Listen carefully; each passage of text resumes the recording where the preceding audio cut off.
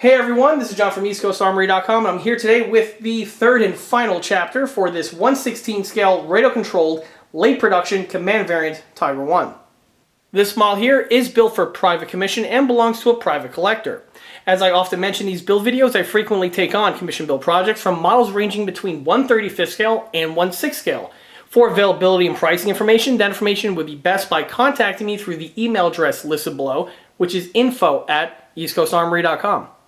If anyone is stumbling into this video for the first time, this video here is part of a three-part video series where I go over the build in its entirety. Part 1, I review the base starter kit as well as go over some of the mechanical and electrical modification that went into this build. Part 2, I went over exclusively the detail modifications, bring up the model to this condition here. And Part 3, we're going to be go ahead and taking this model for a final test drive, along with going over what some of the RC functions are that this model has. Before I take the model outside, let me go ahead and go over some of its mechanical functions as well as with the radio. Generally, by the way, I do this outdoors, but at the time of filming this, it's in the middle of winter time. I have a ton of snow outside, and I really don't want to be outside longer than I need to be. So, with that out of the way, let's go ahead and review some of the model's functions. First and foremost, just like with the other 1/16 scale builds that are on this channel, this model here does have an internal recharge jack system. Because of this, you don't have to take the model apart in order to get access to the batteries. The front driver's hatch opens up, and the recharge jack is right there underneath the bow hatch. After you go ahead and yank the wire out, at this point here you can hook this up to your recharger of choice and charge the 7.2 battery that's on the inside. The battery itself, like I said in the other video, is not the kit supply one, but was an aftermarket battery that was sourced from the vendor that's listed in the video description. This battery I've used on several of my other 1/16 scale builds, and I've had some very good results with them in the past. They're highly recommended for anyone who's looking to add a little bit more runtime to their stock models. Obviously, when you're done charging up, you then just take the charge jack and stuff it back. Also, directly next to the recharge system is the model's volume control, and it can easily be adjusted from this position. On the opposite side of the vehicle, we have some more functions. First and foremost, this is where the main power switch is. Right there on the sponson, and directly in front of it is a smaller switch, and this one here is for the lights. Like I said in part 1 of this video series, the lights are independently powered, and when turned on, activate both the headlight as well as the rear convoy light. It's a simple slide switch, and when you hit it, you'll notice that the lights turn on. Because the lights are powered by a separate battery source, the tank does not need to be on in order for the lights to be powered on or off. We also have here underneath the radio operator's hatch the filler spout for the smoke system. In order to top it off from time to time, just yank out this black tube, pop off this rubber top, fill your fluid in through here. It will make its way to the smoke system, thus topping it off. When it's not in use, obviously you just put the little rubber top on and then just put the tube back on the inside of the vehicle. To power on the model, first of course we turn on the radio, and then we're going to turn on the tank. Just like I showed before, there's that large switch on the inside. When the switch is powered on, you're going to hear the cooling fan found on the CPU. When you hear that, you know you're ready to start up the sound system. That's done with this little switch that we have here. When you bring it forward, it's going to start the sound system, and then once the tank's engine starts up, then you'll be able to actually drive it. So.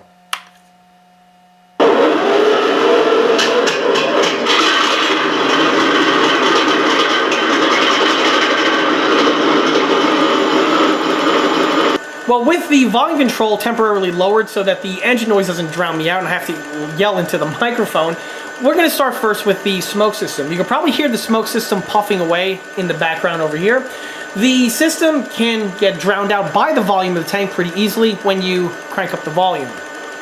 For the system itself, it is patched into the circuitry, and because of this, it does have throttle control, so if you give the tank more acceleration, the smoke system here will output more smoke. If you want to operate the tank but save on fluid, this can also be done by turning off the smoke system with this toggle switch that we have right here. With the camera readjusted, you get to see the type of volume that comes out from one of these systems. Of course, this is at its idle point, and like I mentioned before, the more throttle you give it, the more smoke you are going to see. When it comes time for the exterior driving, I am going to go ahead and leave the smoke system on. Hopefully, it should come out on screen. However, one thing that I've learned over the years is that these smoke systems work really well indoors, but the second you take them outside, the smoke is very susceptible to being picked up by even the slightest breeze. So if you have one of these units, don't be too surprised if the smoke is not going to be really as visible compared to when you're running it in the house. Next takes this little button that we have over here. This is the machine gun firing animation. By pressing down on it, you get the sound and the lighting effect found on the Spout MG34T. Of course, main drive is all facilitated with this one stick over here.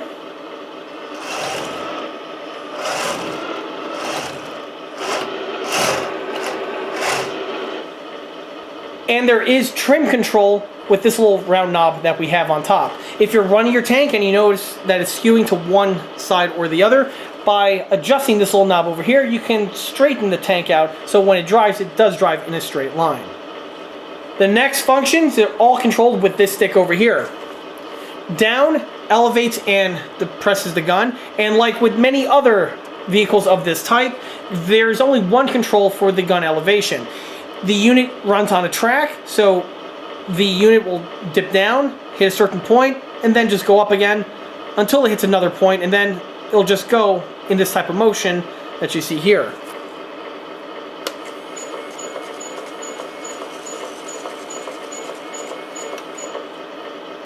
Moving up on the stick fires the main gun.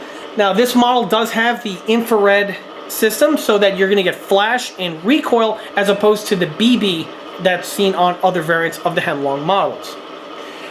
In this hatch over here, we have a cutoff switch for the photo strobe. Right now the switch is on so that when I trigger the main gun, you should see some muzzle flash. Let me just adjust the vehicle a little bit.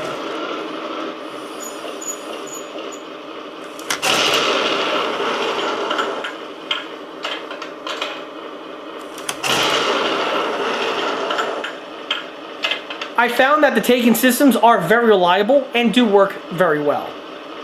The next thing I want to discuss is the turret rotation. That's facilitated by going either left or right on this stick here. This tank does have a 360-degree turret gear on it. However, one thing I do have to point out is with the command version of the antenna found in this location. This tank has a quirk where if the turret is being rotated all the way to a certain point, you're going to make contact with the component here and you are going to break it. This is why if you're going to rotate the turret all the way, it's best to remove the antenna base and then just rotate the turret accordingly. Now, if anyone's wondering, well, John, why is this the case? The real vehicles had these exact same antennas and they didn't break them during the operation.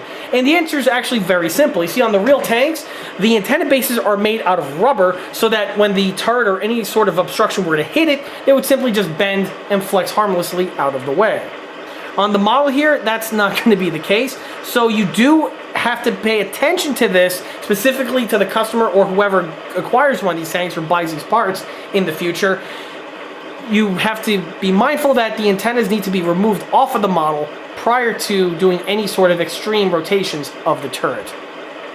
That's not just necessarily true for this one here, but the same also applies for the one on the opposite side. Now you do have some pretty good turret rotation. As you can see here, I can easily rotate the turret without making contact with the antenna base in question.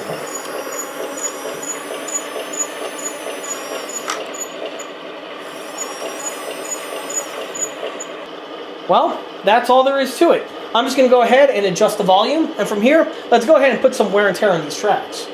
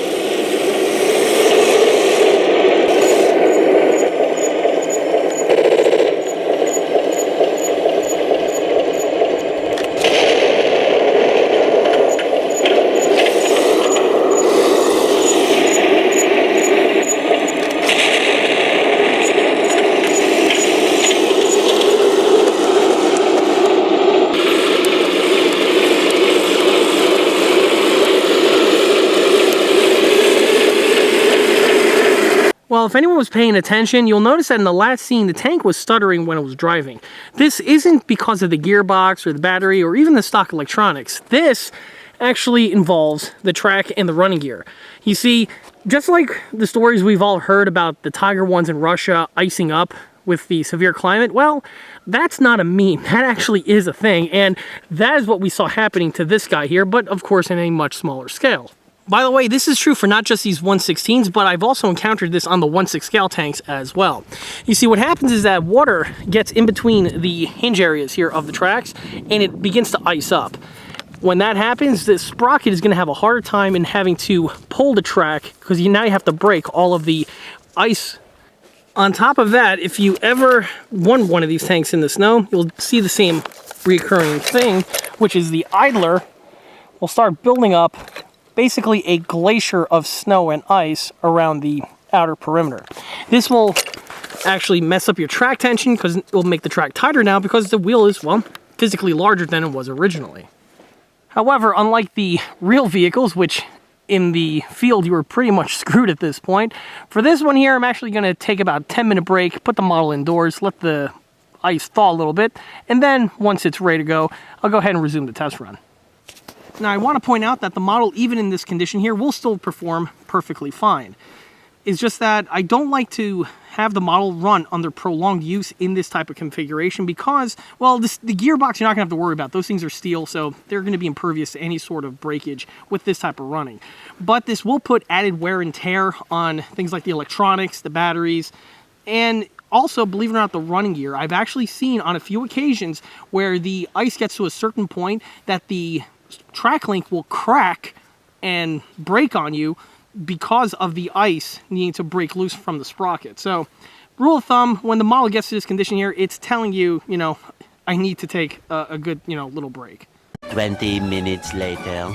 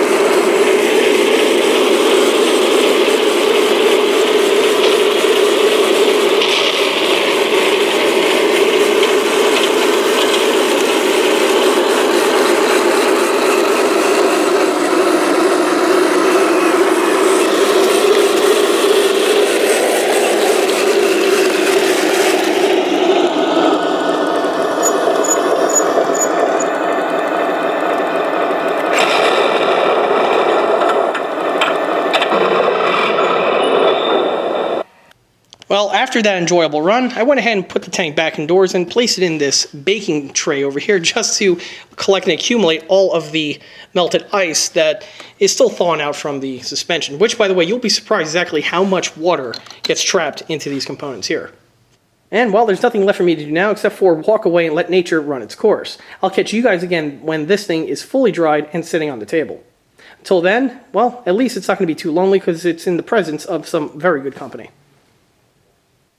Well, it's been about 4 or 5 hours, and I guess at this point here the tank is pretty much dry, or is dry enough to be put back on top of the table. As you saw from the running footage, the model performed absolutely perfectly with its test run on both on and, well, I guess that definitely counts as off-road conditions with the amount of snow I was driving in. Snow in general is actually one of the more trickier and more adverse conditions to run an RC model in, regardless of the scale and the company.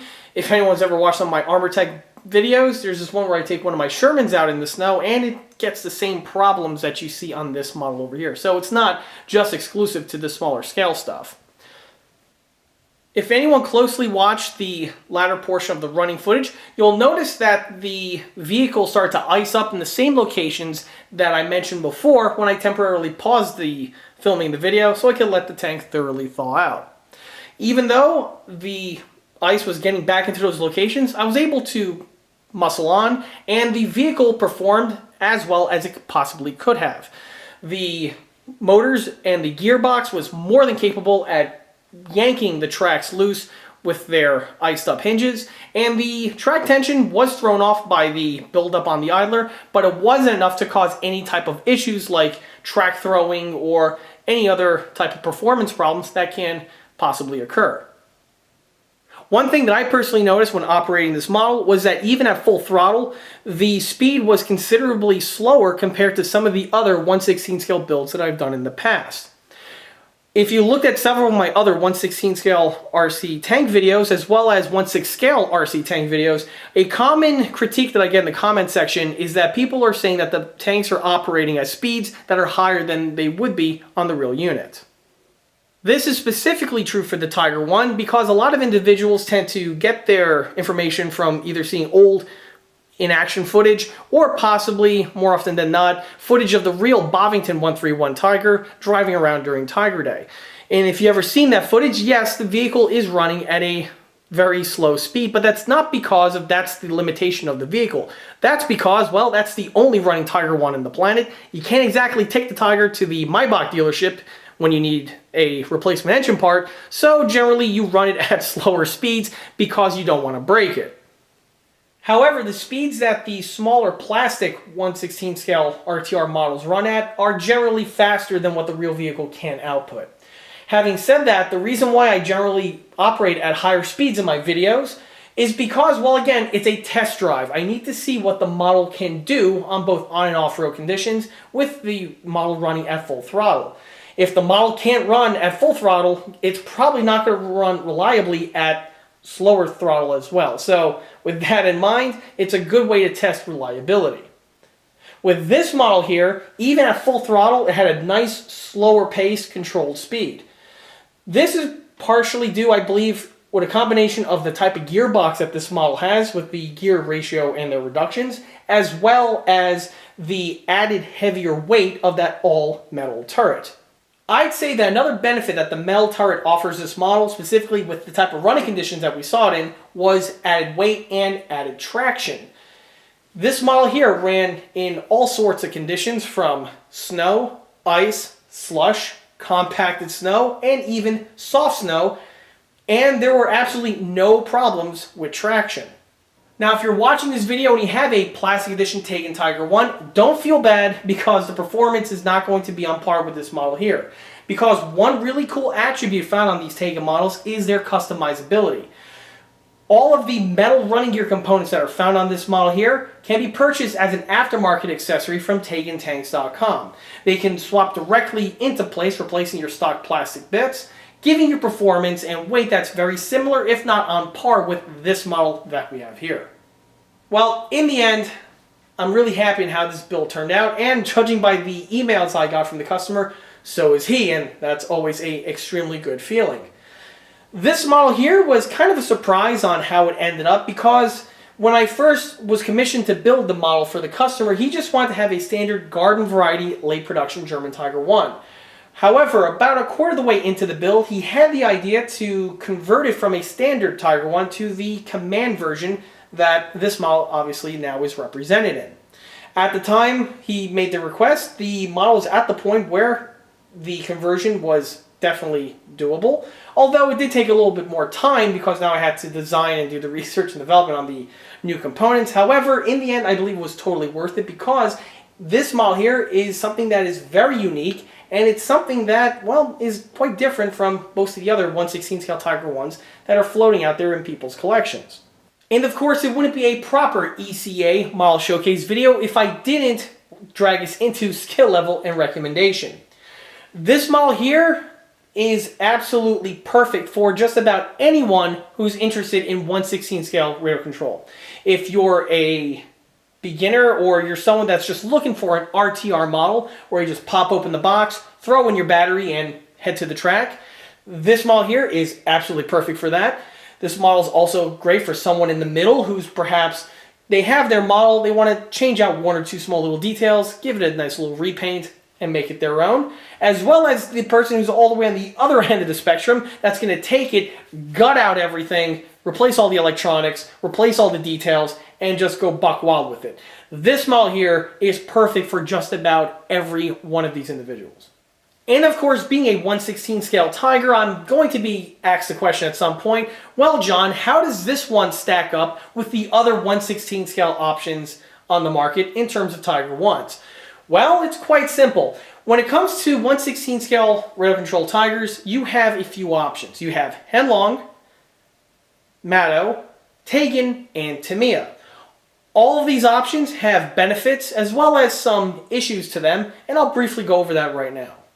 Starting with the Henlong is probably the cheapest as well as the most easily purchased of these 1/16 scale radio control Tigers that I'm going to mention. The Henlong Tiger is also the oldest, since this was the vehicle that basically got the ball rolling on the entire 1/16 scale RTR industry. However, the vehicle does have some shortcomings to it. When Henlong copied the 1/16 scale Tiger I kit from Tamiya, they made some shortcuts as well as took some liberties with the vehicle's design, and because of that, the vehicle's detailing is going to be on the lower end compared to the other options I'm going to mention. In addition to that, some of the design decisions made by Henlong, specifically on the suspension and the running gear, also make it a more lower end option. Now, the Henlongs, of course, can be upgraded in details as well as in functions. In fact, I've done a couple of them on this channel. However, after doing both of those builds, I came to the conclusion that at the end of the day, it's not really worth it in my opinion, because the vehicles, even though you'll roid them up with as much Taigen and other aftermarket components as possible, at the end of the day, they're not going to be nearly as good as a standard Taigen 1/16 scale Tiger I in terms of operation, detail fidelity, as well as just overall appearance. So the Henlong, I would personally recommend for anyone who's just looking for a cheap, easy beater of a tank to just have fun with, or to just give it as a gift for someone who's a child or is a teenager and are just looking for a nice little model to have fun with. The Henlong is perfect in that regard. On the opposite end of the spectrum, we have the 1/16 scale full option kit from Tamiya. The Tamiya model is the oldest of all these models here. However, it's kind of the genesis of them all, because this was the vehicle that Henlong copied in order to produce the offering that I just mentioned. Of all of the vehicles that I'm going to mention, the Tamiya, in my opinion, has the highest fidelity of surface detailing as well as overall size, shape, and dimensions. However, the Tamiya does have some issues. First and foremost, getting it out of the way, is the cost. The Tamiya full option kit retails anywhere between $900 to about $1,500 or $1,600. This is something that a lot of people will definitely have an issue with. Another problem that some people are going to have with the Tamiya is that it's, well, a kit, in that it's a unassembled plastic model kit. The other options that I'm going to mention are RTR models, where they are ready to run out of the box. They give you the radio, the battery, the charger, you name it, it's supplied with those models and are pre-installed. On the Tamiya model, that's not going to be the case. The Tamiya is a multimedia kit where you have plastic, die-cast metal components, but you are going to be on the hook for the radio, the receiver, as well as the battery. On top of that, you, the builder, are going to have to, well, build the model as well as configure the radio control systems in order to get everything to work and work properly. By the way, I also want to take this opportunity to point out that there's this myth running around that the Tamiya models are all plastic, and that couldn't be any further from the truth. And if anyone says that, they don't know what the hell they're talking about. The Tamiya model actually has many of the exact same metal components that are found on the Taigen tank that we have here, such as the metal lower pan, the die-cast swing arms, the die-cast sprockets, as well as the die-cast idlers. The road wheels are plastic, but they're rubber-rimmed on the Tamiya kit. However, where the axle meets the wheel, they actually have bushings that are made out of brass on their interior, so it's metal on metal performance. Admittedly, the stock Tamiya tracks are plastic. However, that's something that can easily replace, but that opens up a whole can of worms and is best discussed in another video where I build a Tamiya Tiger I, which, by the way, I already have done a couple occasions, and they can be found on the channel. The next 1/16 scale Tiger I offering is from Matto. The Matto kit's claim to fame is that it is 100% made from metal. Coincidentally, it's also the heaviest model in this lineup. The Matto models are relatively easy to track down and can be found for anywhere between $600 to $800 US. Generally, these kits are purchased on places like AliExpress or from eBay. The biggest critique that I have with the Matto, or I should say the Matto that I worked on, is that the vehicle itself is nothing more than a die-cast copy of the Henlong Tiger I. Because of this, the Matto kit inherits a lot of the inaccuracies that are found on the Henlong model. Now, although the same thing is true for the Taigen Tiger Is, in fact, I go over that in video number 2 in this series, on the Matto, it's more prevalent and it's also harder to work on because of the material. On a plastic model, like on a Henlong or even on some portions on the Taigen, you can just amputate the molded in details with the Dremel, and within a few minutes, you'll be good to go with the sanding and the bodywork. On the Matto, it's going to take a little bit more time to do, and it's also going to be putting a lot more wear and tear on the bits as well as on the power tools. It's still doable, but it just takes a little bit more work. Realistically, the type of individual that's going to go for the Matto is the type of person that no matter what, hell or high water, they absolutely have to have an all-metal tank, but they don't have the budget for an armor tech. If that's the case, the Matto is a great way to scratch that all-metal tank itch without having to break the bank. Bringing us back around takes us to the Taigen. In my opinion, the Taigen model has some of the best attributes taken from the other models I just mentioned.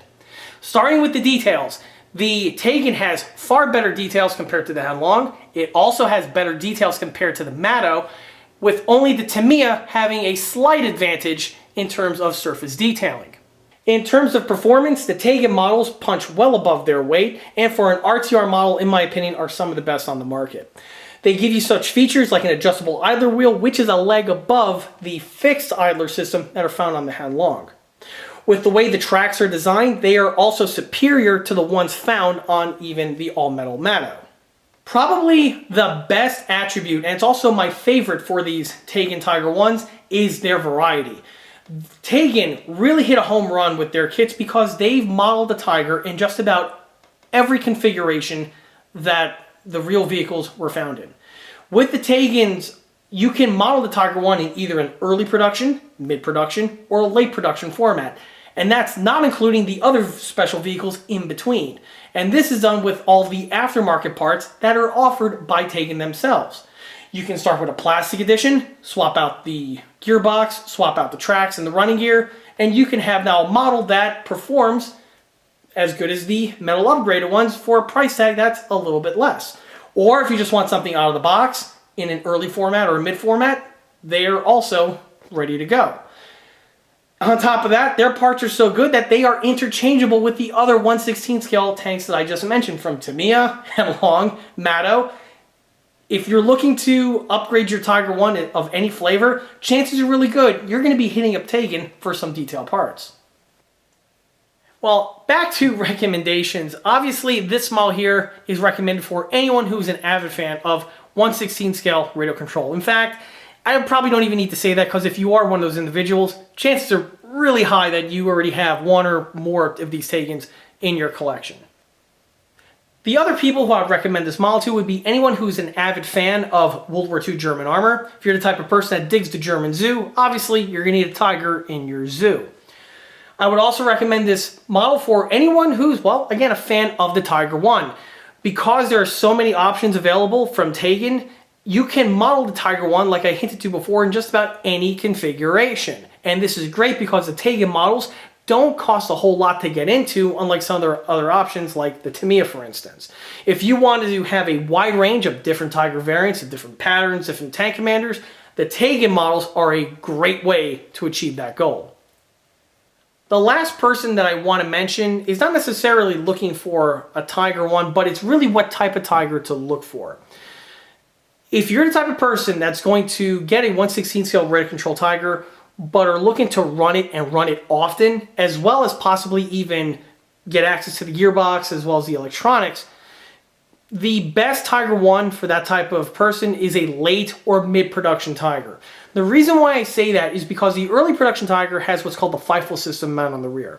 That's that very elaborate and interesting air filtration system where you have those two air containers as well as those rubber tubes that are found on the top deck. Well, unfortunately, they've always been a pain in the ass in terms of access into the vehicle. And with the way these models disassemble, of course, you have to get access by taking the entire top off. Well, if you have those tubes and canisters on the back, they get in the way. If you're going to be getting frequent access inside the vehicle, go for the mid or late production variant because the FIFO system is not present and it allows much easy access to get to and from the inside of the vehicle. Now, of course, there are ways around this via the recharge jack system like is found in this model here as well as my other builds. But again, if you're that type of person that's always going to be going under the hood, so to speak, the late and mid-production tanks are a good way to go. And with that, that wraps up this model showcase video series for this 1/16 scale radio-controlled late production command variant of the German Tiger I. If you like this video series, be sure to subscribe to this channel where it's a great way to keep up to date on new posted content, being 1/16 scale radio control models like this one over here, or the other smaller 1/35 scale model showcase videos, not to mention the 1/6 scale project update videos that frequently get posted to this channel. Another way to keep in loop of new posted content is by liking us on Facebook. There I have more photographs of this particular build, as well as the other smaller and larger scale builds that are frequently posted to this channel. Furthermore, don't forget to swing by eastcoastarmory.com for more 1/16 and 1/6 scale builds and detail components. Thanks a lot, guys. Till next time. See ya.